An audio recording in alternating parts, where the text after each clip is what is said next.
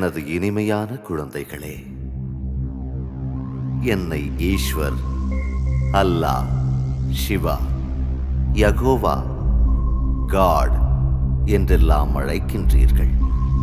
எனக்காக கோயில்களும் மசூதிகளும் தேவாலயங்களும் குருத்வாராக்களும் கட்டினீர்கள். வேத சாஸ்திர புராணங்களையும் இதிகாசங்களையும் எழுதினீர்கள். என்னை அடைவதற்காக ஆராதனைகள், பிரார்த்தனைகள், வழிபாடுகள் செய்கிறீர்கள். மேலும் என்னுடைய பெயரால் சண்டையும் போட்டீர்கள். எனக்காக பலவிதமான தியாகங்களையும் பலிகளையும் செய்கிறீர்கள். எனினும் என்னை நீங்கள் சரியாக அறியவும் இல்லை, அடையவும் இல்லை. என்னை அறிவதற்கு முன்பு முதலில் நீங்கள் யார் எனும் உண்மையை உணருங்கள். நீங்கள் அறியாமையால் உங்களை இந்த பௌதீக உடல் என்று நினைப்பதால் தான் ஜாதி, மதம், நாடு, மொழி என்ற பெயரில் பிளவுபட்டு இருக்கின்றீர்கள். இந்த ஊனக்கண்களால் காணும் அழியக்கூடிய இந்த உடல் நீங்கள் அல்ல. நீங்கள் ஓர் அழிவற்ற சக்தியான ஆத்மா. ஒளிப்புள்ளி வடிவாக நெற்றியின் மத்தியில் இருந்து கொண்டு இந்த உடலை இயக்குகின்றீர்கள். ஆக நீங்கள் அனைவருமே இந்த உடல் மூலம் செயல்படும் ஜீவாத்மாக்கள் என அனுபவம் செய்யுங்கள்.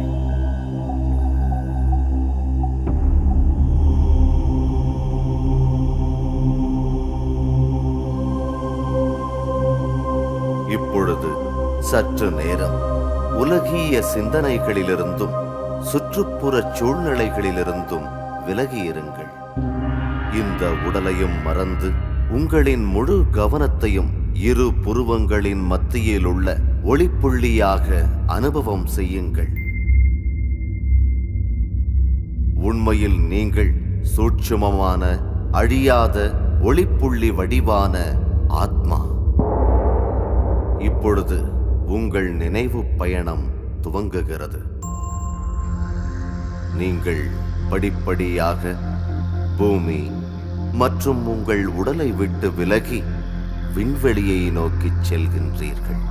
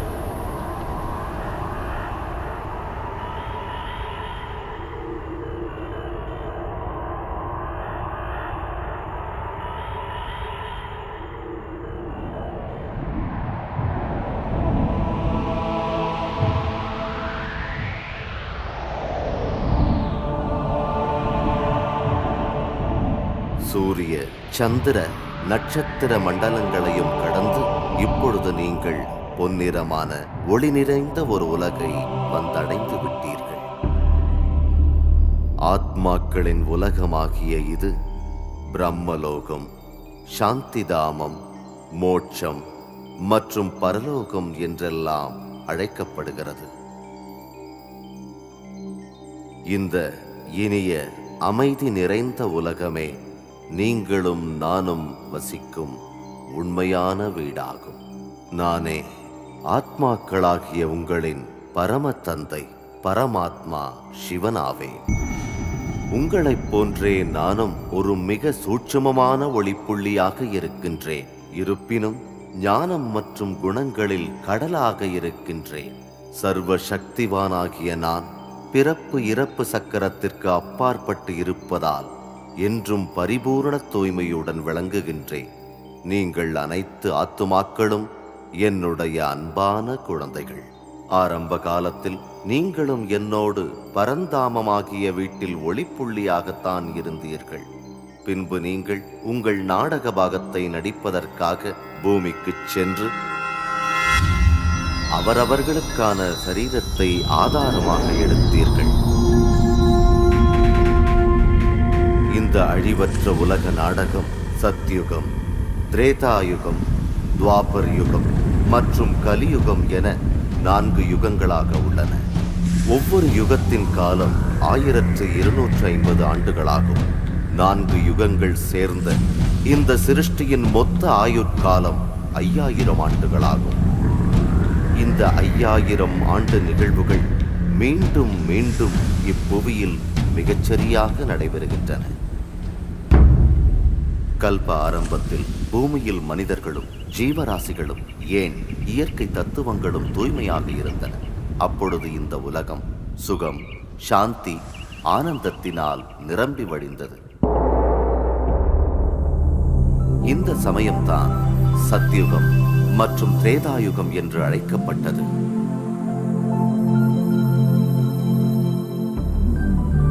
அங்கு நீங்கள் தேவி தேவதைகளாக வாழ்ந்தீர்கள். இந்த 2500 ஆண்டு பொற்காலத்தை தான் சொர்க்கம், வைகுண்டம், பகீஷ்ட், ஜன்னத், பாரடைஸ் என்ற பெயர்களால் அழைக்கின்றீர்கள். சத்யுகம் அதாவது பொன்னுலகத்தில் ஸ்ரீ லக்ஷ்மி, ஸ்ரீ நாராயணனின் நிலையான ராஜ்யம் நடந்தது. அதன் பிறகு திரேதாயுகத்தில் ஸ்ரீ சீதை மற்றும் ஸ்ரீராமரின் ராஜ்யம் நடந்தது.